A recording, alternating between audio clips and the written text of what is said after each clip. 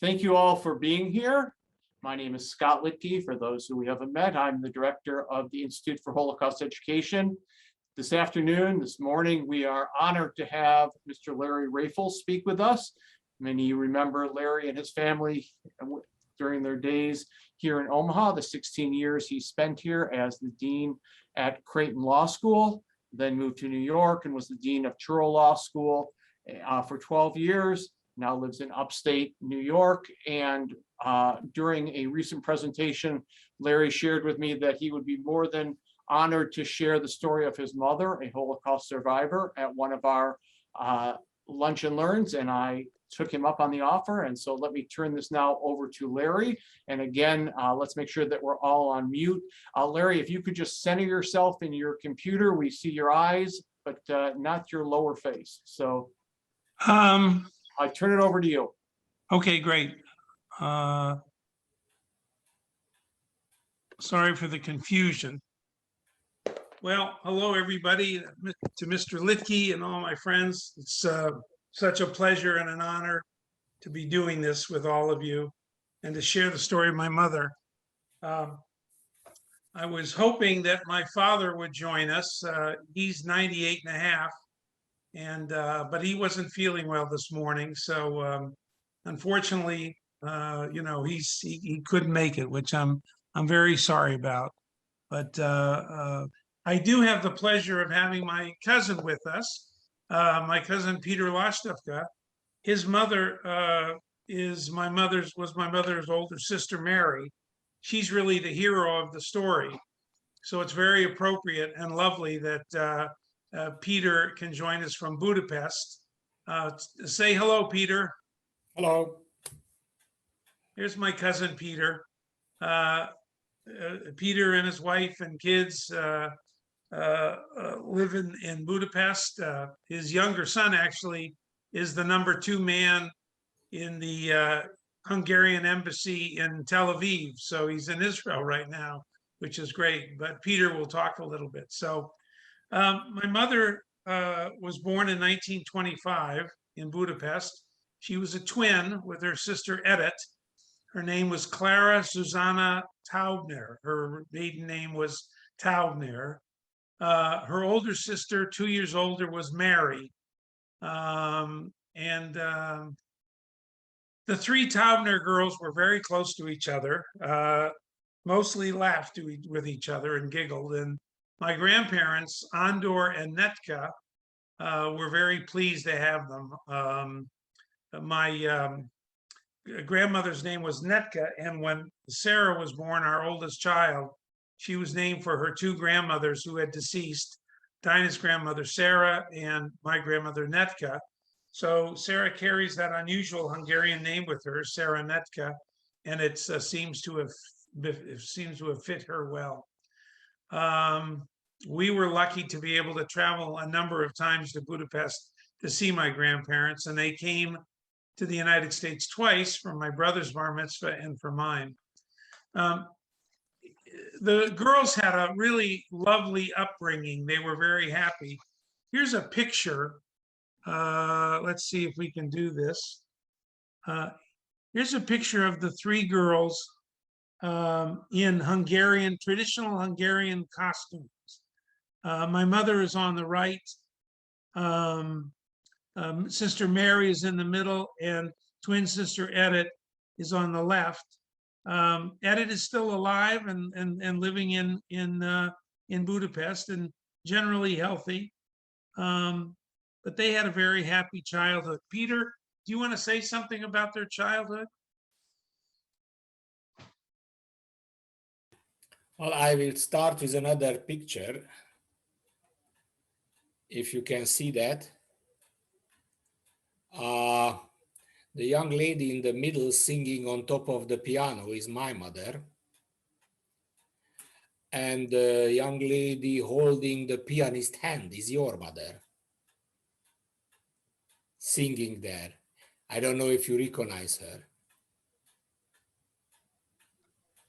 I know that one of the relatives, I think, had a farm outside of Budapest. Is that right? And they And No, they this went is there here in often Budapest. in the summers. This is here in Budapest. Actually, the picture was taken for some kind of family event. I don't know what was the story, but here there are two girls sitting here, and one of them in white is holding the hand of the pianist. Can you see that? Yes. That's your mother. And the one with the violin is Edith. So if you see that picture, that tells you that they really had a good time. It wasn't easy, as my mother used to tell, bringing up the three girls with the little business the grandparents had wasn't easy. My grandfather had a sort of a little grocery store. No, it wasn't grocery. How do you call this? Where you can buy needles and threads and so on. And they lived in Buda. Some of you know that the Danube River runs through the middle of Budapest, and anyway. the one side is Buda, which is the hills, and then on the Pest side is the flat side. And I think they lived in Buda when they were born. Actually, when they were born, they lived in the Pest side at Hunyadi tér, where the grandparents also lived. I also have a picture from the grandparents. I don't know if you can see that. Yes. It was taken by Uncle Reger. And here you can see the bald man here is our great grandfather. And the lady with the cigar is our great grandmother. So to be honest about it, they were not a particularly religious family. Mom said that her grandfather, I think, Peter, was religious, and he would sit down at the head of the table for Passover and daven the entire Haggadah in Hebrew straight through, while the rest of the people talked and fooled around during that time. But they didn't regularly go to shul, and they were not particularly religious people, but they were certainly very proud of being Jewish. You know, Hungarians are very chauvinistic people. They're very proud of being Hungarian. I don't think I would call my mother's family particularly deeply religious. Would that be right, Peter? I think so too. Basically, where they grew up, as I was told, on Hunyadi tér, which is it was a very interesting building. The bottom of the building functions as a market. And on top of the market, there were 2 stories where you had small apartments. They grew up there. And one of the apartments, actually 2, were converted to a synagogue, a small synagogue, over the market in the house. I've been in that synagogue. It's really small. Grandpa never been there. Yeah. Well, I asked my grandfather, did he go to the famous Dohani synagogue? Some of He you did. have been in that magnificent refurbished synagogue. He never stepped foot in. He never went there. That was for the rich Jewish people. He never went there. So his Yeah. life was not part of that building. He went later on when he was older alone a few times, but Yeah. that wasn't so important. So But things the changed, of girls course. were raised in a relatively, I would say, moderate income situation, but they had a relatively normal life. They Yes. could go to school, learn, and the twins played quite often the trick that one of them was answering some questions when the teacher was asking instead of the other, because they were so similar that they could be mistaken for each other. Now, So my Edith told grandmother, some may she rest stories in peace, when your mother and Edith they were playing games that my grandmother, may she rest in peace, did two important things. First of all, she sent the girls to design what we might call design school or fabric school, or the girls learned to design dresses, sew dresses. They have artwork. They were really very artistic, and quite frankly, that saved them during the war. And secondly, for some strange reason, my grandmother thought they ought to learn English. They had a private tutor, which they probably could barely afford, but that really helped too later on in the story. But Mom and Mary and Edith and Mom all spoke English, All which three was of pretty them unusual in the learned 30s. learned quite good English as a child. That's true. They learned quite good English as a child. And yes, also you have to understand that at this time in Hungary, for girls, not all the schools were open, especially if you were from Jewish descent. There were some Hungarian laws which prohibited for Jews different jobs, and already getting into the university was limited and so on. So there were some anti-Semitic laws in Hungary which limited, but the decision of our grandparents to teach English, and that was really helpful. Yes. So some of you know the history of Hungary during the war. Hitler did not immediately invade Hungary. He turned over the administration to what they call the Arrow Cross, a very brutal police force, and they ran the country up until 1944. But they had the same kinds of laws. Here's a picture of the three girls. Let's see. Here's a picture of the three girls, and you can see that Mary is wearing a Jewish star, and she's hiding it. The way they're sitting, they're hiding it from sight from the picture, and that's Edith in the middle and my mother to the left. But you can see here that that Mary has the Jewish star, so they were wearing the Jewish star at that time. And finally they had to move their store and house and apartment were confiscated, and they had to move into the Jewish ghetto. I think some of you know that the Jewish ghetto was the area around the Doheny synagogue. That's where Theodore Herzl was from that neighborhood. And they moved into an apartment flat with, I think, 11 other family members. They all lived together in this crowded flat, my mother remembered.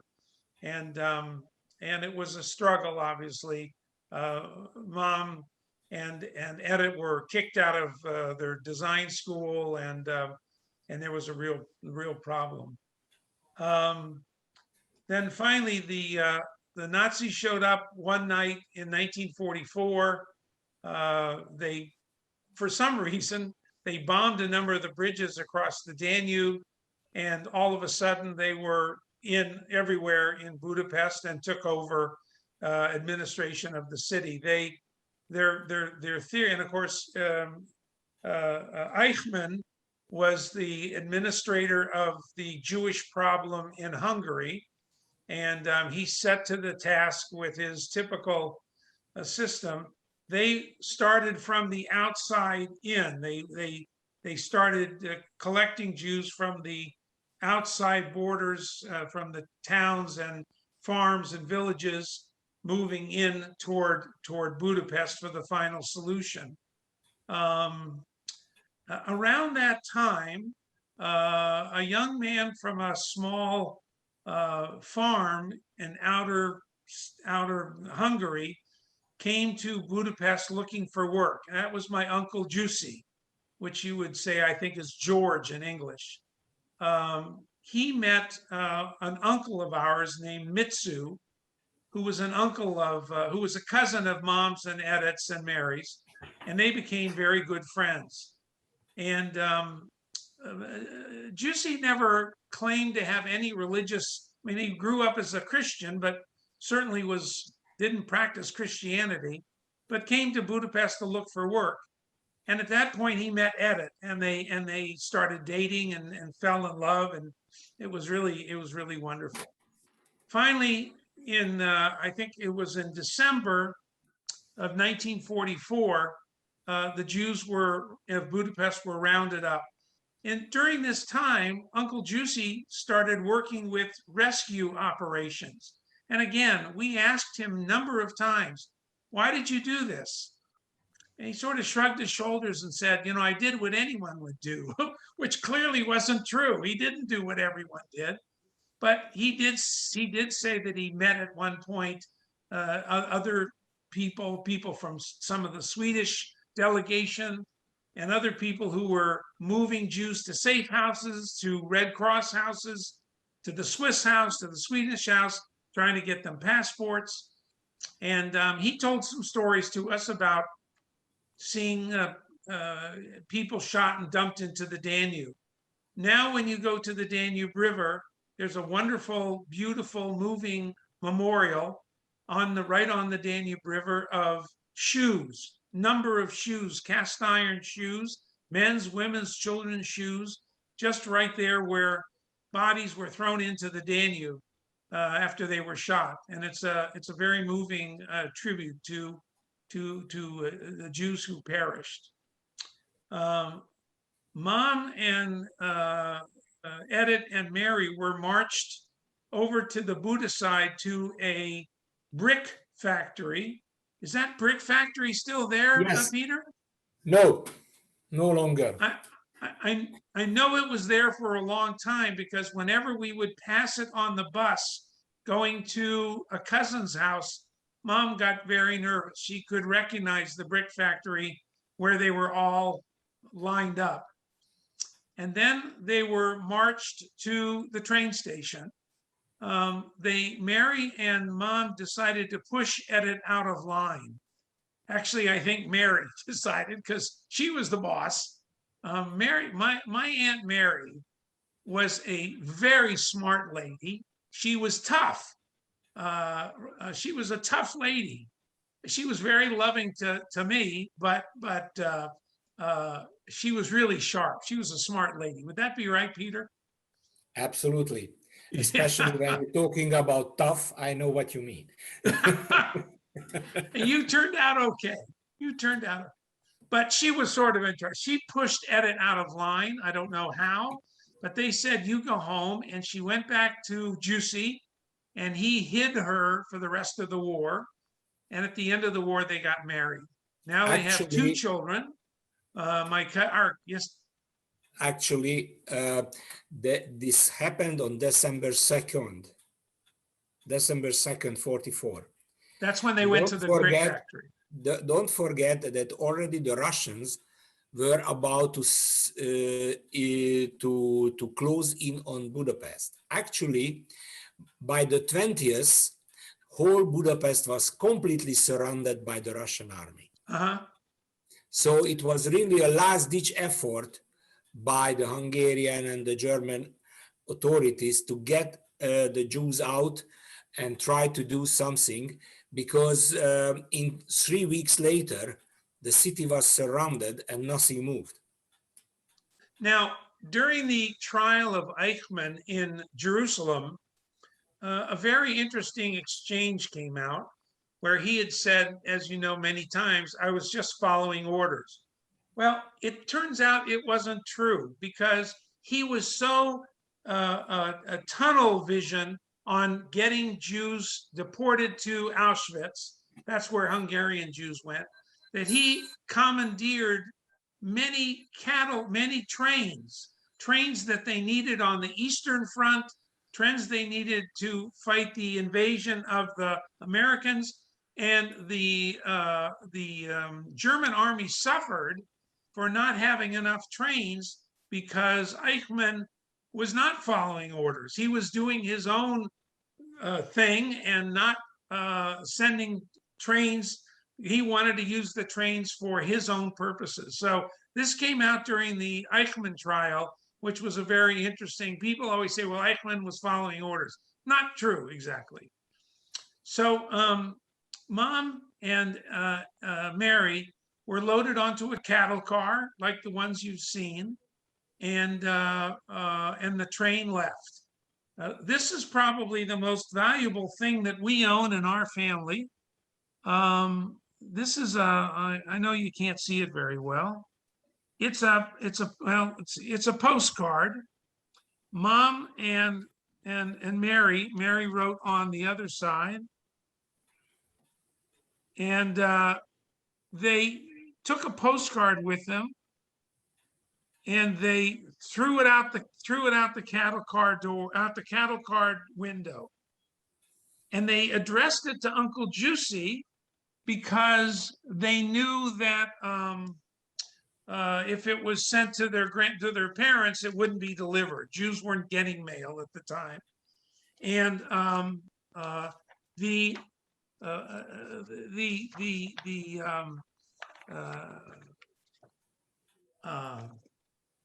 inscription on the postcard, it was sent to Juicy, and it's so bittersweet.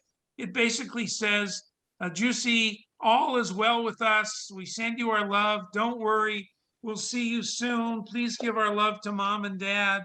Loves and hugs and kisses. And both Mary and Mom wrote this. And we still have this postcard. Uncle Juicy saved it and gave it to us. So it's, you know, it's a marvelous testament to, I don't know what, hope or fantasy or not having your parents worry or what, but they threw it out the train, and some person in the middle of nowhere found it and mailed it. The train went to Ravensbrück in Germany. They were unloaded in Ravensbrück, and it was pretty clear at the beginning that Mom and Mary were able to do stitching work, handwork. And that, quite frankly, saved their life because they got a little bit more food, Mary and Mom said, and they worked on German uniforms. They were working, you know, all day and doing piecemeal work. And then after a while, they were sent to another camp in Freiburg, again doing stitching and piecemeal work. And then after a while, they were sent to a third camp named Swodau, again doing piecemeal work. Then at the end of the war, as you know, there was a whole series of death marches.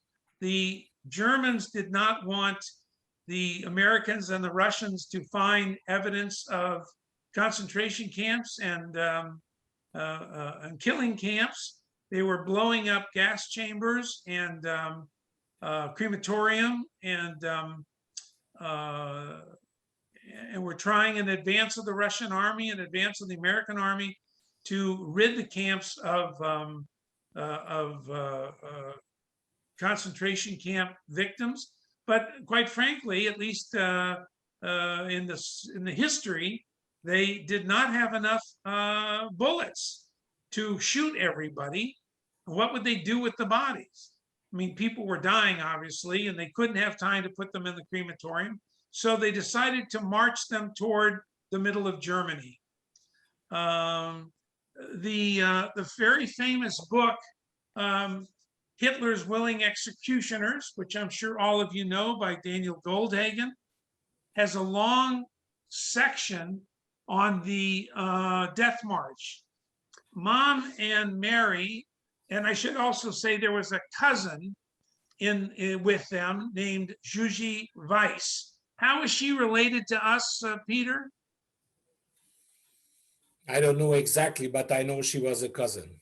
She was a Weiss. I know that was the family name, right? So she went with them, and we know a man named Bernard Robinson, Alav Shalom, who married a woman on the same death march as Mom, and threw himself into finding the history of it over the years. And we met Bernard later on. He lived in Westwood near UCLA. He has all kinds of information that he sent to the Now, I don't think you can see this, but you can get the idea that this is the route. It was 194 miles, the death march that they marched on foot with a number of guards, women guards with them. It started in the town of Helmsbreck. Mom and Mary and Juji, cousin Juji, joined the march in at Zvodau, where they were in the camp at Zvodau. And Mom hardly remembers it. Mary remembers it, but what's so interesting about my Aunt Mary is she didn't like to talk about it. When we would talk to her, and she sort of waved us away. She didn't really want to talk about it. It was obviously too difficult. And she was very strong. She was the one who kept saying to Mom, Susie, you have to survive. You have to be strong. You have to survive. Eat some bread. Mom tells the story of when they marched on this long death march through towns. In some towns, people would come out and spit on them. In some towns, people would come out and give them food and bread. Mom said it was unbelievable. You never knew what you were going to expect when you went through a town. People gave them food, people yelled at them. So, but people got sick, typhus, other diseases, and cousin Juji, she died on the trip. She died there, and they just left her by the side of the road like they left many other people. About 2,200 women started on that Helmsbreck death march. About 120 survived. Finally, in May of 1945, at the end of the war, the guards, the women guards, as Goldhagen tells it, were arguing amongst themselves. I mean, what are you going to do? You can't keep marching. So they were divided. Some of them said, keep marching. Some of them said, let's finish this. So they ended in a town called Wollery. In the German, it was called Wolleren in southern Czechoslovakia. And they decided to split up the group. Half the group who wanted to finish took half the girls and marched them up the hill to a barn, locked the barn, and burned the barn to the ground. Then those guards ran away. The other half, which included Mom and my mother, Mom and Mary, kept on going to the next town, which was called Prokatice. About halfway to the Prokatice, there was a group of American pilots that flew overhead. There were no Luftwaffe in the air anymore by this point in May of 45, only American planes. And they probably thought it was a troop marching or something because they strafed it. And Mom got some shrapnel in her leg. Mary said, now is the time. In the chaos of the strafing, Mary, again, the hero of the story, said, now is the time to escape. She picked up my mother with the shrapnel and helped carry her up the hill into some woods. So they stayed there for 3 days. My mother was sick as a dog. Mom said, please leave me, Mary. Go ahead. I'll just die here. Mary wouldn't think of it. She was really unbelievable. She is unbelievable. And she said, no, we're going home. We're going home, Susie. We're going home. So finally, after 3 days, they came back out of the woods. Mary said, let's see what's going on. Of course, by then the war was over. They walked back down to the street, to the road, and Baruch Hashem, a Red Cross Jeep came along with some American soldiers. He said, what are you girls doing out here? Mary said, well, we were on this march. He said, well, we heard about the march. And Mary said, there's dead bodies all up and down the way to Helmsbreck. He said, well, we have we set up a hospital back in Wollery. So they loaded them on and they took them back. Mom got to this hospital. She was 20 years old. She weighed 76 pounds. Mary was a little bit stronger because she's a tough bird. And the story that Goldhagen tells is that the American Army got to Volary at the end of the war. That was their last push. And the lieutenant in charge walked into this huge school building that the Nazis had turned into a hospital, a field hospital. He came in with some soldiers and he said, the war is over. The Germans have surrendered. I'm going to come back here tomorrow morning. Whoever is still left in this hospital, we're going to shoot. And then he turned and left. So the Germans had one day to leave the hospital as best they could. And the medics, the US medics came in, cleaned it up and fit it up. One of them was a guy named Mel Jackford. He was the guy who worked on Mom and Mary, two girls. And my mom and dad had the great honor years and years later to meet Mel. They tracked him down and he lived in Cleveland. And they went to Cleveland and they met Mel and they thanked him for saving their lives. It was a wonderful reunion. And so they set up this hospital in this school building in Volary. The Americans went up and down the route picking up dead bodies. And here's a picture in Goldhagen's book of the soldiers, the American soldiers, laying out the bodies in Volary. I've had the honor of going to the archives at the Holocaust Museum in Washington. On the 4th floor above the exhibits, most people don't see it. They have a fabulous archives area and you can get permission to go. And they have a certain section of pictures from the Helmsbrecht Death March and Volary. And they have American photographers who took pictures of all the girls. They were emaciated corpses, essentially. Many of them got to the hospital and died. Some of them never really recovered, and some of them, because the medics had to learn how to give them a little bit of water and a little bit of soup and nurse them back to health. And they did, and they nursed Mom and Mary. Well, Mary was tough as nails, but they nursed them back to health. Now there was no phone lines, of course, and no mail service to Budapest, so they couldn't tell their parents they were alive. Now, in 1980, Dinah and I flew to Budapest to celebrate Mom and Edith's 80th birthday in 1980. And I'm 85, I'm sorry, in 85. In 2005, I'm sorry, 2005, we flew to Budapest. And they had a beautiful family party on a boat on the Danube. For those of you who have been to Budapest, the Danube at night is magnificent. All the lights on both sides with the Parliament building and the castle and the Fisherman's Bastion. It's a beautiful city. And we had a party boat with all the family and a lot of wine. And it was really lovely. Peter, I think your mother had passed away by then? No, she was still alive. She was passed there. away in 2006. So she was there at the party.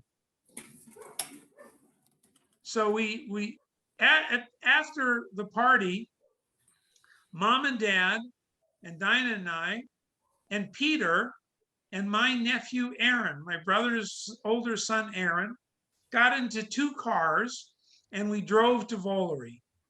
Peter wanted to see it, or Peter had seen it, wanted to go back. I wanted to see it. My mother didn't want to go back. She said, I've been to Volary, I don't want to go back. But we wanted to see it. So we drove to Volary and we found out that all of the girls who were on the march were taken to the Catholic church there. They had a cemetery, a regular cemetery with headstones and so forth. But over to the side, they buried all of these girls with plaques. Most of the plaques say unknown. Now, for some reason, they knew who cousin Juji Weiss was because it has her name on one of the plaques. So we could see where she was buried, and a couple of the other girls were buried. But as a matter of fact, Peter remembers the priest in the church came out to greet us with his hand out, want to give me some money. But we gave him some money because he kept up. It was kept up very nice. And we walked around and we found the building. Mom recognized it. That's the building where we were. It was the old school building, which turned into a hospital. It's a school still today. What's that? It's there to this day, right? School is still today. So we walked around. Now, what's really funny is that there's a big brass plaque on City Hall that says, dedicated to the American Army that liberated Volary. Well, they didn't liberate Volary. The war was over. By the time the Americans got there, the war was over. They didn't liberate it, but okay, that's fine. So we walked around Volary. We saw the cemetery. We saw mom didn't remember any of it, but we saw the school building, although she remembered that. And it was very nice. And then I think Peter drove back to Budapest and we went on to Prague. So that's sort of the first half of the story, the part of the Holocaust part. There's one more part. My dad, who I'm sorry couldn't be with us today. He's alive and well, 98 and a half, and lives here in Syracuse with us in the Jewish home, but he wasn't feeling well this morning, so I couldn't get him down.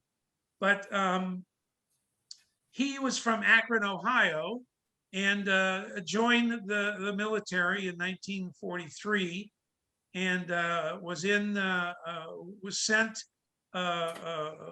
to basic training camp.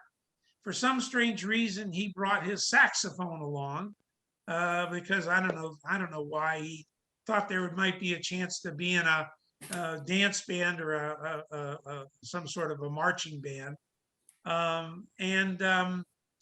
He landed in Normandy in September of 1944 after the Normandy invasion. He had a rifle and a saxophone. My dad was going to beat the Germans with a rifle and a saxophone. But he was in this band that led marches and parades and that sort of thing. And their biggest battle, they were involved in the Battle of the Bulge. Dad was in a group of guys that retrieved dead bodies. And they were pinned down by Germans in the Bulge. Dad said he was never so cold, and he earned a Bronze Star from that battle. And then the end of the war came. Now, in the end of the war, the dance band that they had put together had all of their instruments in a truck behind the lines. I think it was in Nancy in France. And all of Dad's unit was sent home at the end of the war, back to America, except the dance band. So in May of 45, everybody went home but the dance band. And they said to the band, we'd like you to stay for 6 more months in Europe. And they went to DP camps, to hospitals, to American Army camps. They traveled all over in this 2 trucks. And on the night of July 7th, 1945, I know the date because it was my birthday. On July 7th, 1945, they ended up in a little town just outside of Volary. And the director of the hospital told the girls, if you're okay, we're going to take you to a dance tonight in a nearby village. There's an American dance band, like Glenn Miller kind of music. So Mary and Mom got gussied up. Actually, what they did was they sort of borrowed some gingham drapes in the hospital, and of course they were seamstresses, so they made each one of them a dress to wear to a dance. I mean, what else would you wear to a dance? You wear a dress. So Dad was in the band, but he was also sort of in charge of all the music And when new music would come in, he would get off the bandstand and he would separate it for each of the guys. It was a pretty good band. Dad was not a great musician, but decent. There was one guy who was quite good. The guitar player was a guy named Maury Laws, who, if you Google him, you can see that he went on to a very illustrious career in music for TV and movies and so forth. But it was a pretty good band, and they enjoyed doing it. And so that night, the girls got there, and somebody said to my dad, there are two girls here from Hungary. They're Jewish girls who speak English. Well, that got Dad's attention. So he went out, and on the first dance, he danced with Mary, and he had a nice night. And then he danced the second dance with Mom, and he danced with her the rest of the night. On the way home, on the bus, my mother said to Aunt Mary, I'm going to marry that GI. Mary said, you're crazy, girl. You're a poor waif from Budapest. He's an American soldier. He's going back to America, and you got nothing. You own nothing. She said, you'll see. And my father still has the letter that he wrote to his parents, my grandparents, which said, very simply, I met a girl. That's what it says. I met a girl. She's a swell girl. And he talked all about Mom and being from Budapest and speaking English, having red hair and so forth, about being in the concentration camps. So 2 days later, my dad, well, he said he borrowed a Jeep. My brother and I are pretty sure that he stole the Jeep. And he went back to Volary to see Mom. And we have a picture of that. Dad went to this is the picture in the back. Let's see, the back of the school building. Dad in his uniform, Mom in her checkered drapes dress, and they spent some of the day together. That was July 9th, 1945. Now, for you young people, they didn't hook up, they didn't hold hands, they didn't smooch. There were no PDA. They just talked and giggled and laughed and had a good time. But Dad was clearly smitten. I think my mother was smitten, who knows? But Dad said, I'm going to write you. Yeah, of course you, yeah. This is the other valuable thing that we own in our family. This is I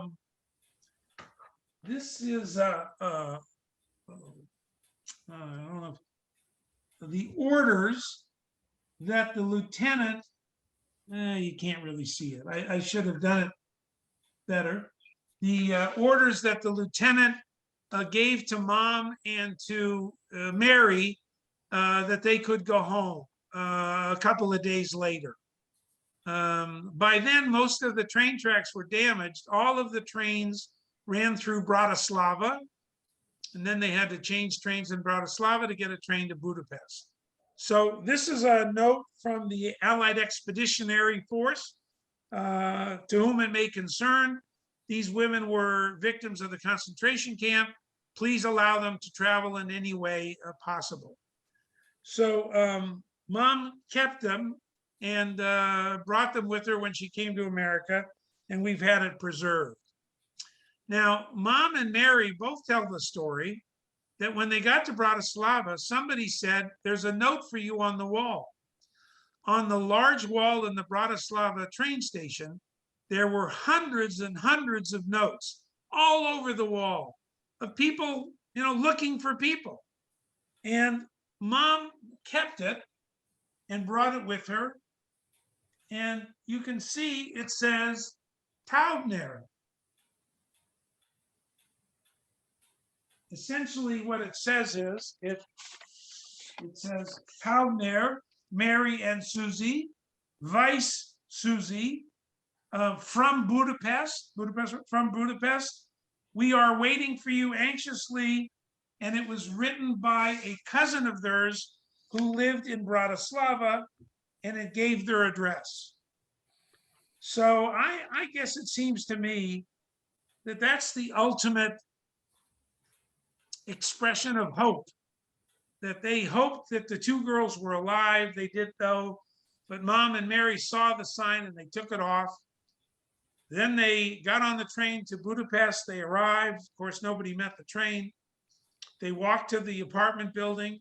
And as they were walking in, this cousin Mitsu was walking out and saw the two girls and just started screaming.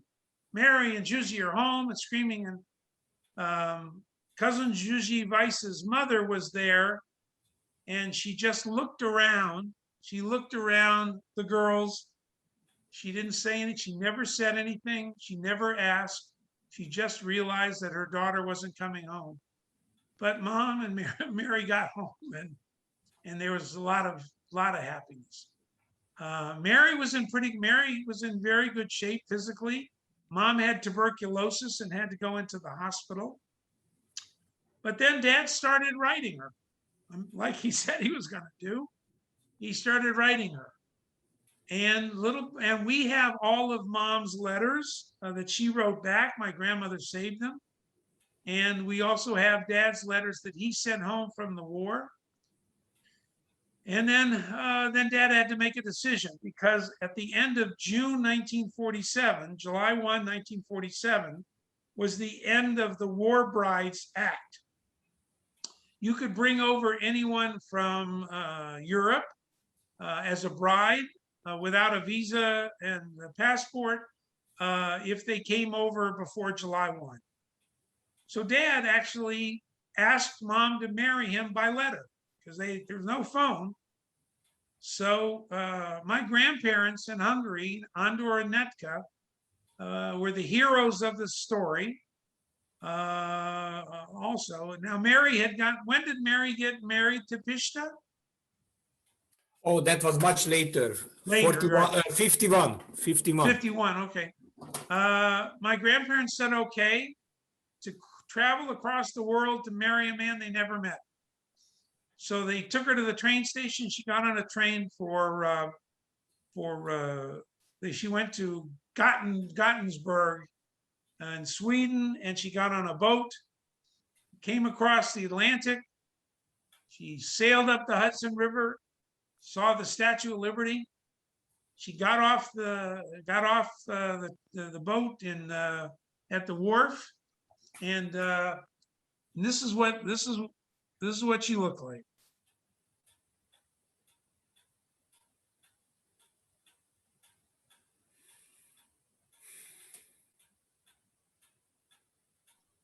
My dad said to my grandfather, and they were living in California by then, I'm gonna drive to New York and pick up Susie, and then I'll drive back to California and we'll get married.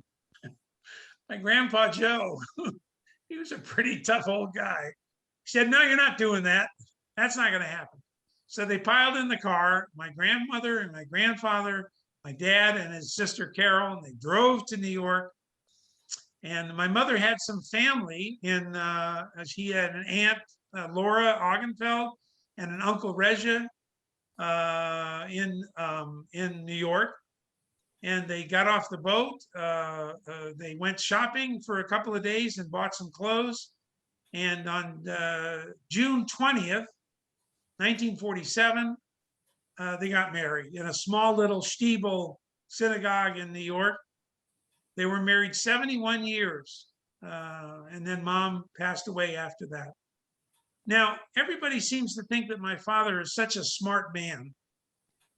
You know, he's really not that smart. Here's this woman he wants to marry. He's in love with her.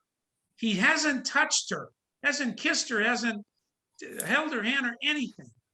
So he decides to get married on June 20th, which, as you astronomers know, is the shortest night of the year. He gets married on the shortest night of the year to his new bride. Dad, what are you thinking? Well, I guess it worked out, because 9 months later, my brother was born. Now, he's not the sharpest crayon in the box, but my brother, they turned out okay. You know, not didn't win any Nobel Prizes or anything. But so then they started, then they got a car and they drove back and saw family in Ohio and drove back to California, and they set up a household there. And a couple years later, Dad went back into the military and was sent to, he said to Mom, I'm being sent to Germany. Mom said, I don't want to go to Germany. I've been there before. Said, no, we're going to Germany. So the nice part about going to Germany in 1955 to 58 was that she could visit her parents and her two sisters. They came out and she went, I guess she didn't go there. It was still Iron Curtain, but they came out to Frankfurt to visit. And, they could travel, the girls could travel, but she couldn't come. Right, the girls could travel out, but she couldn't come. So that was very nice that she could see them. And then we came back to America. And as I said, my grandparents came twice for 6 months each in 1961 for my brother's bar mitzvah, in 1963 for my bar mitzvah. And then Dinah and I have gone a number of times. We went, when I got married to Dinah, we went to see them. And then my grandmother passed away and my grandfather passed away. But we've gone a couple of times with the kids, and hopefully, God willing, we'll be able to take the grandchildren too, to see all the family. It's a wonderful family in Budapest. They're just wonderful people. I have a cousin Peter and his family, a cousin Kati and her family. My other cousin Tommy lives in Berkeley. And he works, well, now he's retired teaching, but he's there. And then Leah got married. I just want to show this picture. A bunch of years later, here they are, dancing at Leah's wedding. So it is about the romantic story ever told. They met at this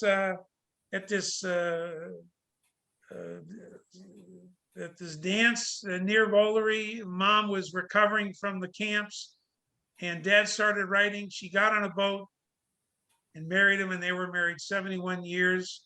Mom passed away on the fourth night of Hanukkah in 2018. And as I say, her sister Edith is still alive and generally doing okay. My dad's got a little short-term memory loss, but generally doing okay. And my mother had a blessed, magnificent, magical, miracle life. A lot of it because of her older sister, Mary. So, Peter, what did I leave out? That's the story. I have heard more or less. Thank you, Larry. This is wonderful. I'm trying not to embellish. I'm trying to give. In a second, we'll open up for questions, but I actually would like to ask the first question, and that is, did your mother speak publicly about her story? And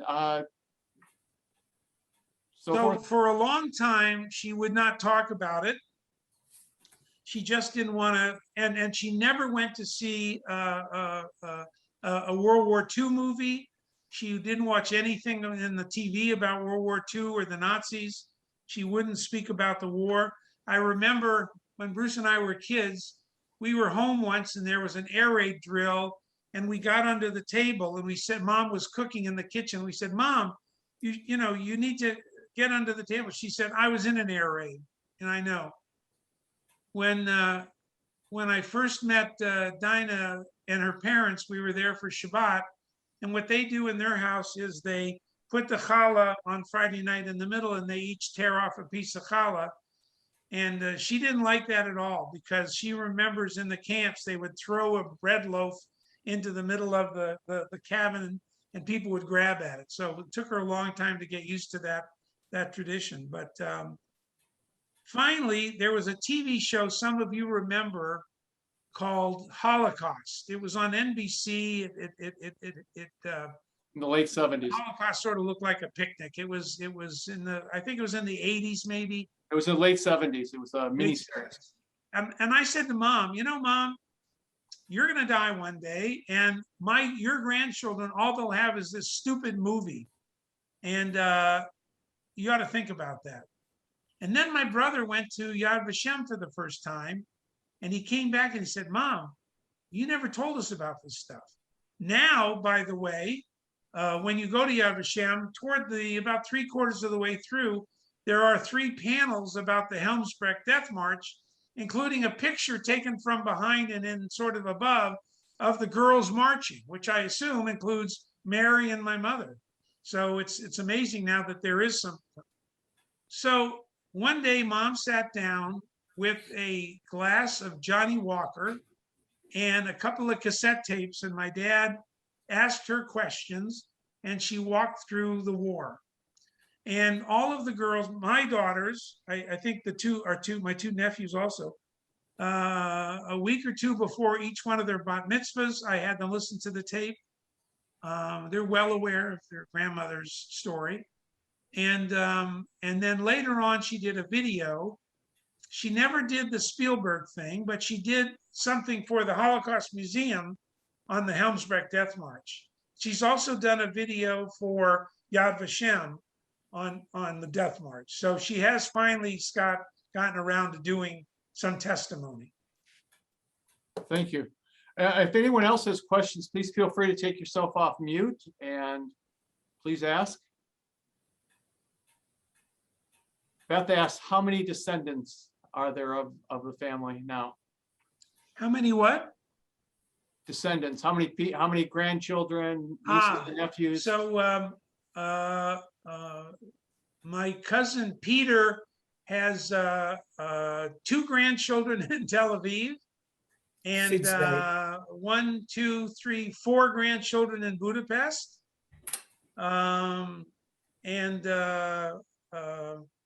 My cousin Kati has 1, 2, 3 in Budapest, 1 in New Zealand, 2 in New Zealand, 2 in New Zealand, 2 in New Zealand, and my other cousin Gigi, her daughter Gigi lives in a moshav in Hogla in Israel, and she has 3 children. Our cousin Tommy has 1, 2, 3, 4, 5 grandchildren, I think. And I have 7 grandchildren, thank God. And my brother has 3 grandchildren. And then there he is, the youngest grandchild. That's Saul Rubin. He's named for my mother and Dinah's mother, Roz. That's Saul Rubin. This is Saul. Hi, Sally. It's wonderful. It's very funny. We have a question from Marty. Would like to know how did your grandparents survive? My grandfather, Peter can correct me on this. My grandfather was sent to a work camp. As I said, they weren't rounding up Jews in Budapest right away. My grandfather was sent to a work camp with cousin Mitsu. One of the things that Uncle Juicy did, and I should mention one more thing about Juicy, I forgot. He would go out there and see my grandfather at the fence and would give him chocolate and mail and cigarettes and so forth. Juicy was a real hero. And my grandmother she was in the ghetto, but she was never, I mean, the war ended before all of the Hungarian Jews in Budapest were loaded onto trains. So that's how she survived. Now, years later, my cousin Tommy, and I think my mother, and I'm not sure who else, sent testimony to Yad Vashem that my Uncle Juicy should be known as a righteous Gentile. And so they do a lot of investigation, and he was named a righteous Gentile. There's a tree in Yad Vashem with his name on it and a plaque with his name. And one day in Budapest, in the Opera House, the ambassador from Israel and somebody from Israel came, and they presented my Uncle Juicy with a medal. He is, let's see, I think I have a picture. He's named a righteous Gentile. here's a picture of Edith and Juicy at that ceremony. We were very fortunate to represent the family there. And a matter of fact, Sarah was on the March of the Living at the time and was able to get away and come to Budapest to also be there. My uncle Juicy did not want to go, did not want to be honored, did not want anything to do with it. And we thought it was terrific, but he was always a little worried about being involved with the underground and with, you know, those sorts of things. Because there's still people who are fascists in Budapest to this day. I'm not going to talk about the prime minister, but there are people who are problems in Budapest. So Juicy was named a righteous Gentile at Yad Vashem. We were very proud of that, and the family was very proud. Thank you. Talking about Grandpa, he barely survived.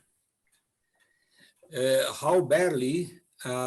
He was himself who showed me at the Jewish cemetery his name on the wall. Yeah, right. At the Jewish cemetery in Budapest, there's a whole big monument to people who died in the Shoah. And he said, well, there's my name, and it is Tabner Andor.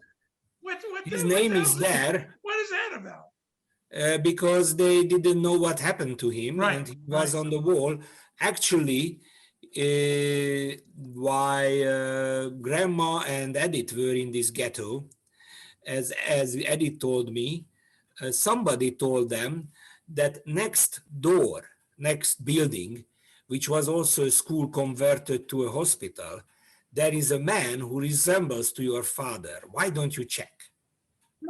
Actually, Grandpa was already not able to speak or recognize anybody, but they recognized him, took him home, and luckily he lived 93. And I think, Peter, we were really very lucky. We didn't lose immediate family in the Shoah, did we? Yeah. So we were very Right. fortunate. I think an uncle, maybe, but so. As a matter of fact, an uncle that my brother is named for, Philip, he died in the war. But you know, my grandparents and the three sisters, and I mean, they all survived. Interesting. Other questions that we have for Larry? Larry? I'd like to ask Peter. Agnes, is that you? Yes, Okay, we'll have Agnes and then Steve Weiss. I'd like to ask Peter why he's still in Hungary after everything that happened. Because I am a Hungarian survivor also, Peter, and I lived on Lister and stayed in Budapest, born in 1933. So why did you remain in Hungary after everything they did to us? My parents lived here. I grew up here. My grandparents said they remained in Hungary because they were Hungarian and they were from Hungary. Their children were there and their life was there. Their pension was there. But I don't know if my mother ever tried to talk them into leaving, but I know that Mary and Edith never had any interest in leaving. Now, Mary was very fortunate. Her husband, a very fine industrialist, Pishta, he was able to travel a lot. And they lived in Paris, they lived in Greece, they lived in somewhere in Africa. So she was able to travel. I worked in Africa. They lived only in Paris and in Athens. I don't think our family there ever wanted to leave. Isn't that right, Peter? In 56, there were some questions. Right, in 56. I have a very hard time understanding why any Jews remained in the country who, well, they killed my family. So I can only talk about myself. Thank you. I fully understand. Steve Weiss? Larry, thanks for sharing. There's very little known about the death marches. There's ample documentation of what went on in the camps, but the existence of these prisoners on death marches was in many ways more horrific than in the camps. Yes. There's an outstanding scholarly book by Daniel Blattman, The Death Marches, the final phase of Nazi genocide, that starts to peel back some of the layers of this part of the story. In many ways, this is similar to the Einsatzgruppen massacres, where a million people were murdered, and it's only now that some of that part of the story is being brought to light, where some of these pits where people were executed, they're finding these sites and making monuments to honor these people. So there's large parts of the story that there's a lot of work to be done over the next many years. Peter, that was my friend Steve Weiss from Omaha, who we were friends with there, and his mother was at Ravensbrück also.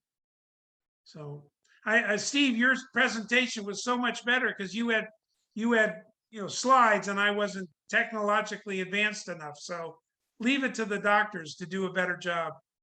Well, I have to confess, the technological part, I cheated. I had people help me. Aha. What was important to me in my presentation was to include the video clips of my mother's testimony, so Right. they could see her and hear her story. And I have some of that, and I thought about putting it in, but I didn't know if I would have time. well, if you could get some technical assistance, I think it makes your presentation even more forceful than what you gave us today, Larry. Thank you. Well, Larry, thank you very much. And all Mr. Litke, it was my pleasure.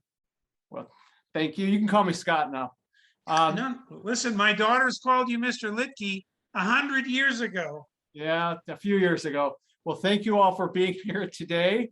And Larry, thank you very much for sharing the story.